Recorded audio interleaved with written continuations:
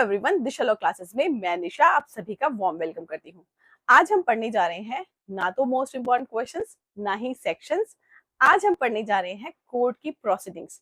जी हाँ, एक स्टूडेंट ने मुझे कमेंट करके ये मैसेज किया था कि मैम हमें कोर्ट की प्रोसीडिंग्स के बारे में बताइए, क्योंकि आप लोग अभी एग्जाम्स देने वाले हैं, specially for the law students, कि आप एग्जाम देने वाले हैं या फिर जो लॉ कर चुके हैं, प्रिपरेशन कर रहे हैं जुडिशरी की, तो उन्हें नहीं पता कि कोर्ट में आखिर प्रोसीडिंग कैसे चलती है। हम लोग जो बुक्स में पढ़ते हैं वो हम सेक्शंस वाइज पढ़ते हैं, हमें नहीं पता उन सेक्शंस का इम्प्लीमेंटेशन जो है कोर्ट में किस तरह से होता है। तो आज हम इस वीडियो के माध्यम से मैं आपको पूरी कोर्ट की जो प्रोसीडिंग है बहुत ही ब्रीफ में और बहुत ही इजी वे में समझाने वाली हूँ। आप, जैसे कि मैं अपने हर वीडियो में कहती हूँ, आप एक कॉपी और पेन लेके अपने साथ बैठ जाइए, क्योंकि बच्चों जब भी कभी आप कोई एजुकेशनल वीडियो देखते हैं तो आप उससे जब वीडियो खत्म करें तो आपका उद्देश्य ये होना चाहिए कि आपका जो पर्पस है उस वीडियो को देखने का वो सार्थक कब होगा, जब आप उस वीडियो से कुछ सीखते हैं। हम रील्स नहीं देख रहे हैं जो ऑब्जेक्ट ऑफ हमारा एंटरटेनमेंट नहीं है। हम कोई वीडियो ऐसा शॉर्ट्स नहीं देख रहे हैं जिसको देखकर हम 5 मिनट खुश हो रहे हैं। हम सीखने के लिए आप बैठे हुए हैं, इसलिए पेन कॉपी साथ लेके बैठिए, खासकर मेरे वीडियो में तो खासकर, क्योंकि मैं आप लोगों से उम्मीद करती हूँ कि आपके पास एक रजिस्टर कॉपी होना चाहिए और उस चीज को आप लिखते रहिए। वीडियो को शुरू करने से पहले अगर आपने मेरे चैनल को सब्सक्राइब नहीं किया है तो चैनल को सब्सक्राइब कीजिए, अपने फ्रेंड्स के साथ शेयर कीजिए, ताकि मुझे बहुत ही मोटिवेशन मिले और मैं आपके लिए बहुत अच्छे अच्छे वीडियोस बनाऊं।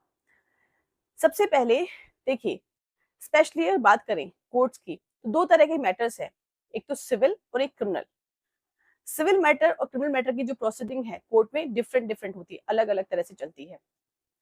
तो आज हम इस वीडियो में डिस्कस करेंगे एक क्रिमिनल प्रोसीडिंग को। नेक्स्ट वीडियो में कभी जब समय मिलेगा तो वापस मैं आपके लिए सिविल प्रोसीडिंग का भी वीडियो लेके आऊंगी। देखिए, होता क्या है, कई बार चूंकि अभी आप एलएलबी कर रहे हैं या फिर तैयारी कर रहे हैं जुडिशरी की, तो घर में कई बार किसी पे केस हो गया तो कोई बात करता था कि चालान पेश हो गया या फिर फाइल बहस में चल रही है, ऐसा हो रहा है, तो हम उसकी शक्ल देखते रहते हैं कि आखिर क्या बात कर रहे हैं। क्यों? क्योंकि हमें नहीं पता कि अभी कौन से स्टेज पे केस चल रहा है। हमें पता तो सब है लेकिन हम बता नहीं सकते कि उसको कि क्या चीज चल रही है। तो आप अपने आस पड़ोस में या फिर अपने घर में रिश्तेदारों में हीरो बन जाओगे। ये लड़कियां हैं तो वो सबकी नजरों में चढ़ जाएंगी, अरे वाह इस बच्चे को बहुत अच्छे से आता है। तो इसीलिए कोर्ट की प्रोसीडिंग ड्यूरिंग एलएलबी के एग्जाम्स में अगर आपको हो जाती है तो ये आपके लिए बच्चों बहुत ही बेनिफिशियल होगा।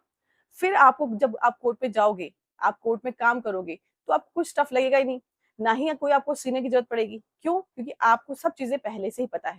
इसीलिए मैं अपने हर वीडियो में कहती हूँ कि आप जो है मार्क्स के लिए मत पढ़िए, स्पेशली नॉलेज के लिए पढ़िए, क्योंकि नॉलेज ही जो है यही आपको पैसा कमाने का आपका पूरा जो है मोटिव है वो तभी पूरा होगा जब आप इससे ही आप पैसा कमाओगे, आपकी नॉलेज से। मार्कशीट जो है वो कहाँ रहेगी? अलमारी में रहेगी। मार्क्स लेके आइए, ऐसा नहीं मार्क्स नहीं लेके आएंगे, जब हमें नॉलेज होगी तो मार्क्स आ जाएंगे। ओके, तो वीडियो को शुरू करते हैं। सबसे पहले आज मैं बताती हूँ आपको क्रिमिनल प्रोसीडिंग कोर्ट में किस तरह से चलती है। देखिए, क्रिमिनल प्रोसीडिंग जो है वो दो तरह से केस कोर्ट में चलती है। सबसे पहली है एफआईआर पे और दूसरी है परिवाद पे। दोनों की प्रोसीडिंग जो है डिफरेंट डिफरेंट है। सबसे पहले एक तो होती है किस पे? एफआईआर पे, और दूसरी होती है परिवाद पे। सबसे पहले बच्चों आपको पता होना चाहिए कि सीआरपीसी अर्थात क्रिमिनल में दो तरह के मामले डिफाइन किए गए हैं। पहला है कॉग्निजेबल और दूसरा है नॉन कॉग्निजेबल। पहला है संज्ञेय मामला और दूसरा है असंज्ञेय मामला। अब आप कहोगे मैडम संज्ञेय मामला कौन सा होता है, असंज्ञेय मामला कौन सा होता है? तो इसको डिफाइन किया गया है सीआरपीसी के सेक्शन 2C में, संज्ञेय मामले को। इसके ऊपर मैंने सेपरेट वीडियो बना रखी है, आप देख सकते हैं। संज्ञेय का मतलब ऐसा अपराध जो कि सीआरपीसी की फर्स्ट शेड्यूल में जिसे डिफाइन किया गया है और जिसे पुलिस अधिकारी किसी व्यक्ति को बिना वारंट के गिरफ्तार कर सकता है। असंज्ञेय मामला इसके उलट है, जिसे पुलिस अधिकारी किसी व्यक्ति को बिना वारंट की गिरफ्तार नहीं कर सकता। अब आपको कैसे पता लगेगा कि मामला कॉग्निजेबल है नॉन कॉग्निजेबल है? तो इसके लिए बच्चों सीआरपीसी की जो बुक है उसकी जस्ट पीछे जो है वो मेंशन किया गया है कि कौन सा मामला जो है वो कॉग्निजेबल है, कौन सा मामला कॉग्निजेबल नहीं है।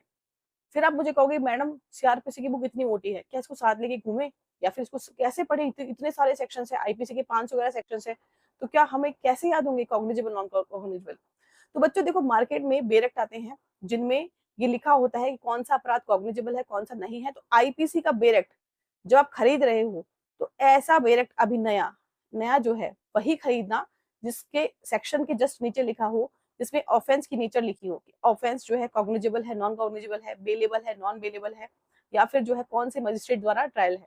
तो आपको बेरक जो है वो सही से खरीदना है। जैसे पहले क्षेत्रपाल का बेरक जो है बहुत अच्छा था आईपीसी का, अब जो है एएलयू अर्थात इलाहाबाद लॉ पब्लिकेशन, इसका बेरक बहुत अच्छा है। इसमें जो नया बेरक, चूंकि अब पुराना मत खरीदना, अब चूंकि 1 जुलाई से नया लॉ लागू होने वाला है तो पुराना खरीदने की जरूरत नहीं है। ओके, तो आप अब नया जब बेरक लो तो अगर जो है बाइलिंगुअल लैंग्वेज में एएलयू का, ऐसा नहीं कि कुछ मुझे प्रमोशन करना है, उसमें नीचे लिखा हुआ है कि ऑफेंस की नेचर क्या है, संज्ञेय असंज्ञेय अपराध किस तरह का है। इसके बाद में आप वैसा बेरक खरीद लीजिए ताकि जब आप पढ़े आईपीसी तो उसके जस्ट नीचे लिखा हुआ है कि अपराध की नेचर कैसी है, तो आप साथ साथ में आपको पता लग जाए, ताकि आपको सीआरपीसी की शेड्यूल पढ़नी नहीं पड़े।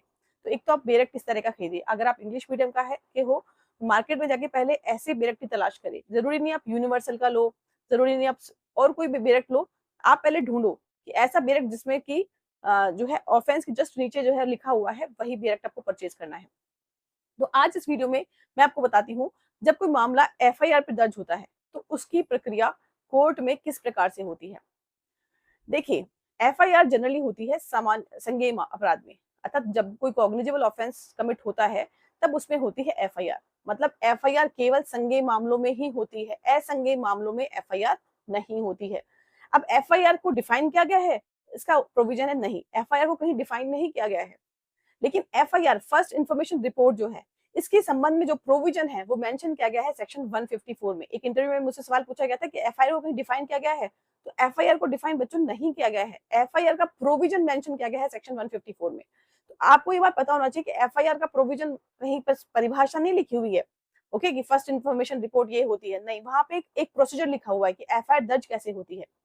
तो जब एफआईआर दर्ज होती है सबसे पहले, तो अगर एफआईआर दर्ज होने के बाद में अगर पुलिस, सपोज करो आप गए, कॉग्निजेबल ऑफेंस हुआ, अगर पुलिस ने एफआईआर दर्ज नहीं की तो फिर आपके पास क्या है, तो आप चाहो तो क्या कर सकते हो कि एसपी के नाम पे जो है लेटर भेज दोगे आप, ठीक है। इसके ऊपर मैंने वीडियो बना रखा है, आप उसे देख लीजिएगा। जो भी मैं शॉर्ट्स बनाती हूँ बच्चों, वो सभी प्रश्न जो है बहुत मोस्ट इंपॉर्टेंट है, क्योंकि वो कहीं ना कहीं किसी प्री मेंस या इंटरव्यू में पूछे गए सवाल हैं जो मुझसे पूछे गए थे, वही मेरी मेमोरी में जो है, इसलिए मैं उन्हीं विषयों पे शॉर्ट्स बनाती हूँ जो कि कहीं ना कहीं मेरे एग्जाम में मुझसे पूछे गए हैं। तो इस वीडियो को आप देख लीजिए।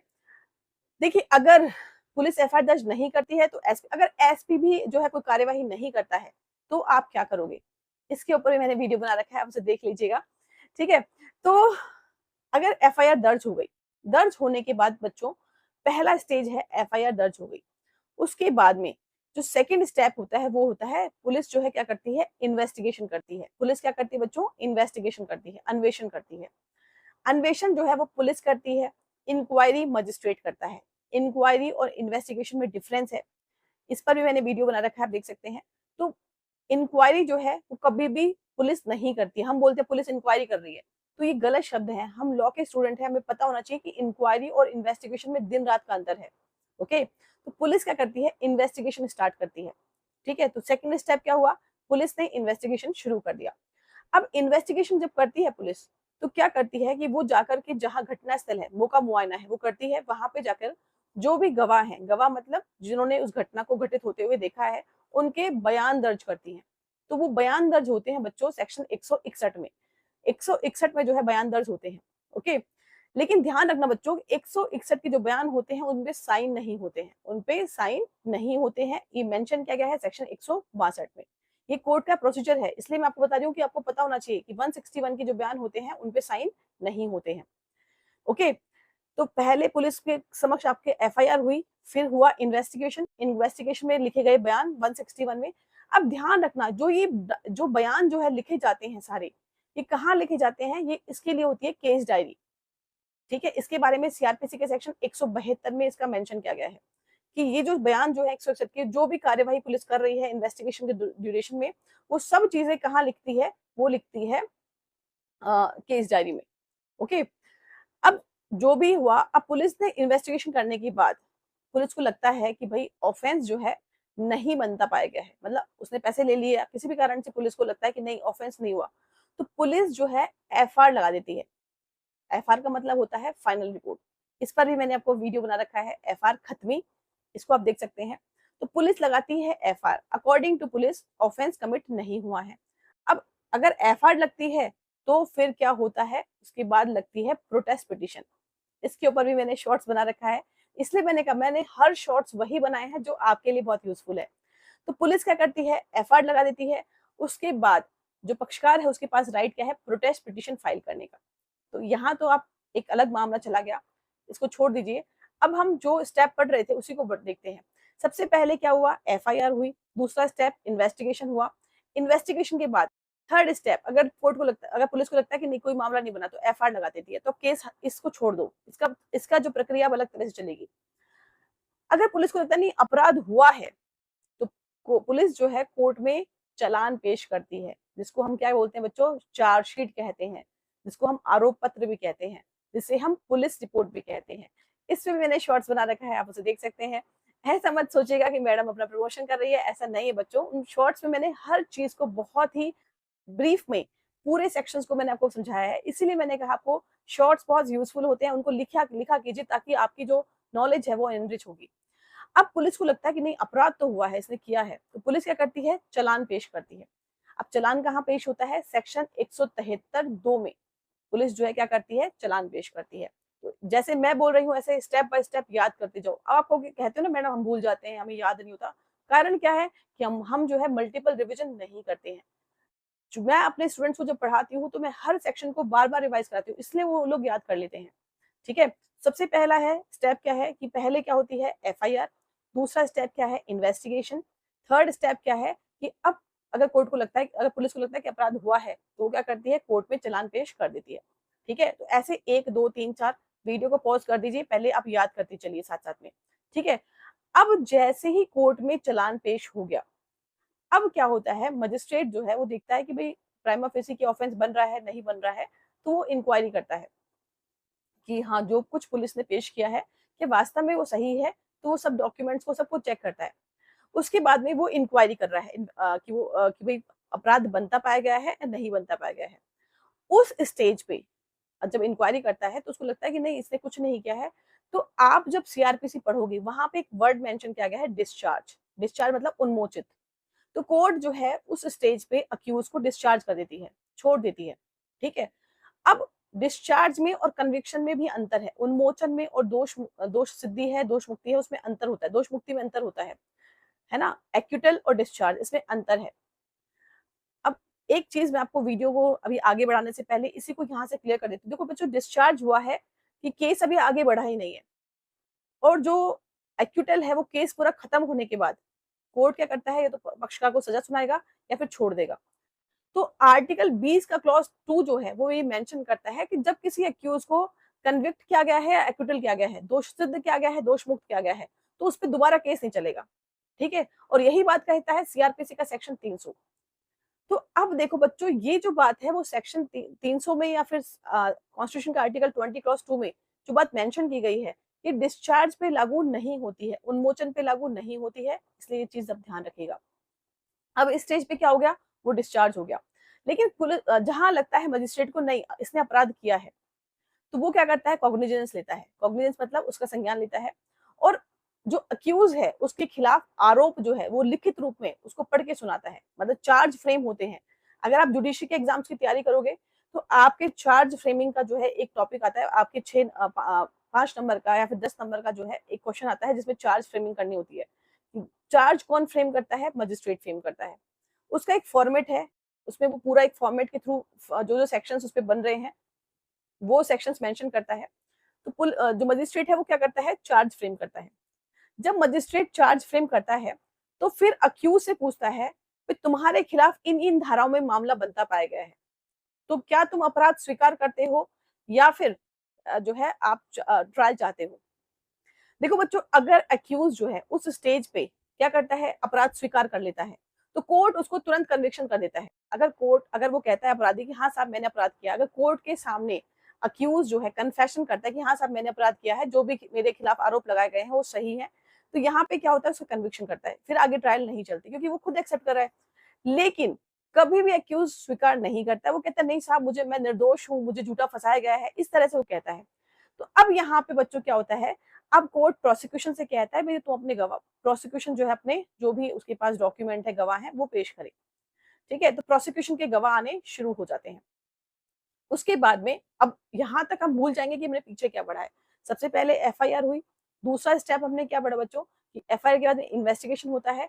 थर्ड स्टेप हमने पढ़ा इन्वेस्टिगेशन करने के बाद अगर अपराध बनता पाया गया है तो फिर क्या होता है, कोर्ट में चालान पेश होता है। जब कोर्ट में चालान पेश होता है, कोर्ट इंक्वायरी करता है, इंक्वायरी करने के बाद लगता है कि हाँ अपराध हुआ है, तो वहां पे वो कॉग्निजेंस लेता है। कॉग्निजेंस लेने के बाद वो क्या करता है कि वो चार्ज फ्रेम करता है। अक्यूज पे क्या आरोप जो है, ध्यान रखना चार्ज जो है वो रिटर्न में लिखित रूप में सुनाए जाते हैं, ठीक है, पढ़ के सुनाए जाते हैं। तो चार्ज फ्रेम करता है। चार्ज फ्रेम करने के बाद फिर क्या होगा बच्चों कि वो पूछेगा आपने अपराध किया है फिर नहीं किया है, कहता है मैंने अपराध नहीं किया, तो फिर प्रोसिक्यूशन की ओर से जो गवाह है वो आने शुरू हो जाते हैं। मतलब प्रोसिक्यूशन जो है अपनी बात को साबित करता है, तो प्रोसिक्यूशन अपने जो गवाह है वो पेश करता है। उसके बाद जब प्रोसिक्यूशन की गवाह खत्म हो जाते हैं तो वहां होता है बयान मुलजिम। क्या होता है, बयान मुलजिम, जिसे सीआरपीसी के सेक्शन 313 में मेंशन किया गया है। इस पर भी मैंने शॉर्ट्स बना रखा है, आप उसे देख सकते हैं, लिंक बटन आ रहा होगा, उसको दबाकर देख लीजिए कि आखिर बयान मुलजिम क्या होता है। जब प्रोसिक्यूशन के गवाह खत्म होते हैं तो आता है बयान मुलजिम।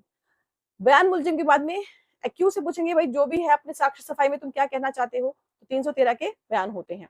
उसके बाद वो कहता है मैं डिफेंस डिफेंस चाहता हूँ, मतलब मेरी प्रतिरक्षा पेश करना चाहता हूँ। फिर उसके बाद में जो अक्यूज हैं उसकी जो भी डिफेंस की ओर से उसके जो गवाह हैं वो पेश होते हैं कोर्ट में। प्रोसिक्यूशन अपने गवाह पेश हो कर चुका है, उसके बाद में बयान मुलजिम होता है। बयान मुलजिम के बाद में फिर क्या है, जो डिफेंस की ओर से जो है गवाह आते हैं। जब ये सब प्रोसेस खत्म हो जाता है उसके बाद होती है जो दोनों वकील हैं उनकी बहस, बहस अंतिम जिसे बोलते हैं, बहस होती है। उसके बाद में आता है कोर्ट का जजमेंट, उसके बाद में कोर्ट का निर्णय आता है। जब निर्णय आता है उसके बाद में फिर क्या केस खत्म हो गया? नहीं, केस अभी खत्म नहीं हुआ। निर्णय के बाद जब कोर्ट ने निर्णय सुना दिया फिर एक्यूज को दंड के प्रश्न पे सुना जाता है कि भाई सजा कितनी मिलनी चाहिए। अगर कोर्ट को लगता है कि उसने कुछ अपराध नहीं किया है तो वो उसको एक्विटल कर देगा, छोड़ देगा। लेकिन उसे लगता है नहीं अपराध तो किया है इसने, तो उसको दंड के प्रश्न पे सुनता है। दंड के प्रश्न पे सुनने के बाद क्या उसे प्रोबेशन का लाभ देना चाहिए, नहीं देना चाहिए, परिवीक्षा का लाभ देना चाहिए, नहीं देना चाहिए, इस बारे में विचार करता है। अगर वो परिवीक्षा का लाभ देता है तो फिर से छोड़ देगा। अगर परिवीक्षा का लाभ नहीं देता है तो जो भी सजा होगा, जो भी जुर्माना होगा वो कोर्ट मेंशन करेगा और वहां पे कोर्ट जो है लिख देगा कि आज निर्णय इस दिनांक को खुले न्यायालय में सुनाया गया है। तो एक सिंपल सा प्रोसेस है, हो सकता है कहीं एक दो स्टेप छूट गए हो, लेकिन मैंने आपको ब्रीफ में कोर्ट का एक प्रोसेस समझाया है। कब?